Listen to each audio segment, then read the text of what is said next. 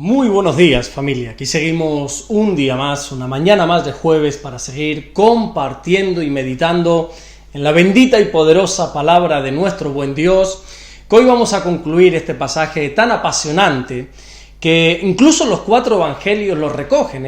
No es muy casual que los 4 evangelios, Mateo, Marcos, Lucas, Juan, registren el mismo acontecimiento con tanta fidelidad. Y en este caso, con este milagro de la multiplicación de los alimentos sucede. Y hoy vamos a terminar con este último versículo, que es el versículo 21 del capítulo 14 de Mateo, que dice así la palabra del Señor. Evangelio de Mateo, capítulo 14, versículo 21. Y los que comieron fueron como 5,000 hombres, sin contar las mujeres y los niños. Mateo no quiere terminar este acontecimiento de la multiplicación de los panes y de los peces sin aclarar que la multitud alimentada constaba nada más y nada menos que de 5,000 hombres, sin contar mujeres y niños. Aclaremos algo. ¿Por qué solo se cuentan a los hombres y no a las mujeres ni a los niños? Cada vez que tengo la oportunidad, aprovecho para reiterar el hecho que para poder entender la Biblia de una manera correcta, de una manera eficaz, tenemos que respetar siempre el contexto. El contexto no es solamente lo que dice antes y después del versículo a tratar, sino que va mucho más allá. Entre otras cosas, nosotros tenemos que entender la cultura en la cual pasó el acontecimiento a estudiar. En este caso estamos hablando del judaísmo de la época de nuestro Señor Jesucristo. Una cultura donde los hombres eran considerados los jefes de familia y por lo tanto se los contaba a ellos como los representantes. También en aquella época, cuando se hacían censos, solo se contabilizaban a los hombres ya adultos. Por eso cuando hubo un censo en la época del nacimiento de nuestro Señor Jesús, la Biblia nos muestra que María y José, los dos, se tuvieron que desplazar hasta Belén porque José era de Belén. Y vuelvo y repito, solo se contabilizaban a los varones. Recordemos lo que ya hemos dicho en bastantes ocasiones a lo largo de estos 3 años que llevamos estudiando el Evangelio de Mateo. La audiencia principal a la que Mateo quiere alcanzar con su escrito, con su evangelio, es a los judíos. Por eso te vas a dar cuenta que Mateo hace muchas menciones del Antiguo Testamento. También te vas a dar cuenta que el comienzo de este evangelio es con una genealogía, porque eso a los judíos les fascina, les encanta. También Mateo usa muchas palabras, muchas simbologías judías, etcétera y etcétera. Y como los judíos contaban de esa manera, las multitudes solo contabilizaban a los hombres, por eso Mateo se ciñó simplemente a contar a los hombres. Ahora entendamos algo. Aquí la cantidad de personas alimentadas en sí no es tan importante, porque ya sean 5,000 o ya sean 100 personas, al final el milagro es el mismo. Porque el milagro no está en la cantidad de veces que se multiplicaron esos panes y esos peces, sino que el milagro está en que se multiplicaron los panes y se multiplicaron los peces. Pero más allá de eso, hoy me gustaría hablar también de este dato tan interesante, de que aparte de hombres allí también había mujeres y niños. Y en esta ocasión no voy a hablar mucho de las mujeres, porque Dios mediante, a medida que vayamos avanzando en este estudio de Mateo, vamos a seguir viendo historias relacionadas con mujeres. Pero sí me gustaría detenerme hoy, por un instante, en los niños. En esos pequeños que a pesar de ser tarde, a pesar de que ya la noche está a punto de caer, a pesar de que llevaban prácticamente un día entero escuchando a Jesús predicar, allí había niños. Los padres tenemos la responsabilidad de acercar a los niños a Jesús. Está claro que lo que un niño siempre quiere hacer es jugar, es correr, brincar, ir al parque o quedarse en la casa viendo la televisión o con el dichoso móvil pegado a la cara 24 horas. Pero nosotros como padres hemos de impulsar, de acercar a los niños a Jesús.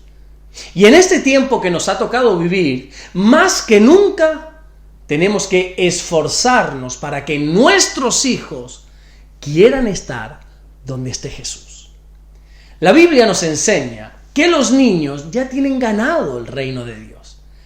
En el Evangelio de Lucas, en el capítulo 18 y versículo 16, Jesús dijo: dejad a los niños venir a mí y no se lo impidáis, porque de tales es el reino de Dios. El reino de los cielos es de los niños. La inocencia y la pureza de un niño le hace heredero del cielo. Algunas personas piensan que los bebés tienen que bautizarse, dando por hecho que si no se bautiza ese bebé y llegase a pasar cualquier desgracia, ese niño no podría entrar en el reino de los cielos, dicen algunos. Pero aquí tenemos que aclarar por lo menos dos cosas. Lo primero es que el bautismo no salva. Nosotros nos bautizamos no para salvación, sino que nos bautizamos por obediencia a Jesús, a su palabra. Es más, cuando nosotros decidimos bautizarnos es porque ya la salvación está en nuestra vida. Y lo segundo que hay que aclarar es que un niño ya es salvo debido a su inocencia, debido a su pureza. De tales es el reino de los cielos, dice Jesús. No sabemos cuándo un niño deja de ser puro, inocente. Seguramente no haya una edad en concreto, ¿verdad? Pero lo cierto es que los niños son salvos. Tanto es así que el propio Señor Jesucristo dijo en este mismo Evangelio de Mateo, en el capítulo 18 y versículo 3, que si nosotros no nos volvemos y no nos hacemos como niños, ahí sí que no vamos a poder entrar en el reino de los cielos. Este volvernos como niños está hablando a través de la pureza, de la inocencia. Y aunque el pecado nos ha manchado a todos nosotros, aunque el pecado nos ha convertido en impuros y en culpables, la sangre de Cristo nos limpia de toda maldad, como dice la Biblia en la primera carta que Juan escribe en el capítulo 1 y versículo 9. Y ese perdón de pecados y esa limpieza de maldad nos vuelve como niños, nos vuelve puros, nos vuelve inocentes delante de Dios. Qué interesante mirar que a pesar de ser altas horas del día, allí había niños. Allí habían padres encargándose de que sus hijos estuvieran donde Jesús estaba. Es más, te digo algo. Cuando nosotros leemos esta misma historia de la multiplicación en el Evangelio de Juan, en el capítulo 6 y en el versículo 9, se nos muestra que fue un muchacho quien dio esos 5 panes y 2 peces a los discípulos. Oye bien, no fue un adulto, no fue un padre de familia, no fue ninguna mujer, fue un niño que con su inocencia creyó que lo poco que tenía serviría para alimentar a toda aquella multitud. Qué bonito, ¿verdad? Un niño teniendo mucha más fe que todos los adultos que allí estaban. Creo que ahora sí que podemos entender mejor por qué el Señor nos dice que tenemos que volvernos y hacernos como niños. También el apóstol Pablo, más adelante, nos va a decir cuando él escribe esa primera carta a la iglesia de los Corintios, ahí en el capítulo 1 y en el versículo 20, que nosotros tenemos que ser niños en cuanto a malicia, porque los niños no son malos, no tienen maldad. Es verdad que a veces son egoístas y se pelean por las cosas materiales, pero lo hacen sin maldad. La maldad viene ya más tarde con el pecado, la maldad viene con el tiempo. Y la Biblia nos enseña que seamos como niños en cuanto a la malicia. Mira, tú no has visto, por ejemplo, a 2 niños en el parque peleándose, ¿verdad? Pero que a los 2 segundos están volviendo a jugar como si nunca hubiese pasado nada. ¿Sabes por qué? Porque ellos no saben lo que es la falta de perdón. Su inocencia, su pureza, no les permite guardar rencor en su corazón. Ellos no saben guardar rabia, sino que ahora se pelean y en un segundo están abrazándose, están jugando como si nunca hubiese pasado absolutamente nada. Vuelvo y repito, ¿cuánto tenemos que aprender de los niños? seamos como ellos en cuanto a malicia y no impidamos que los niños se acerquen a Jesús. Es más, llevémoslos donde esté el Señor, como hicieron todos aquellos padres y aquellas madres que tenían a sus hijos allí y pudieron contemplar esos niños el gran milagro de la multiplicación de los alimentos. Amén. Vamos a orar en esta mañana, vamos a dar gracias a nuestro buen Dios. Señor, te damos las gracias porque tú eres bueno, Señor. Gracias por tu misericordia, Señor. Gracias por tus bendiciones que nos alcanzan cada día de nuestra vida. Oramos por esta mañana, por este día, Señor, que nos guardes. Señor, que tú estés sobre cada uno de nosotros.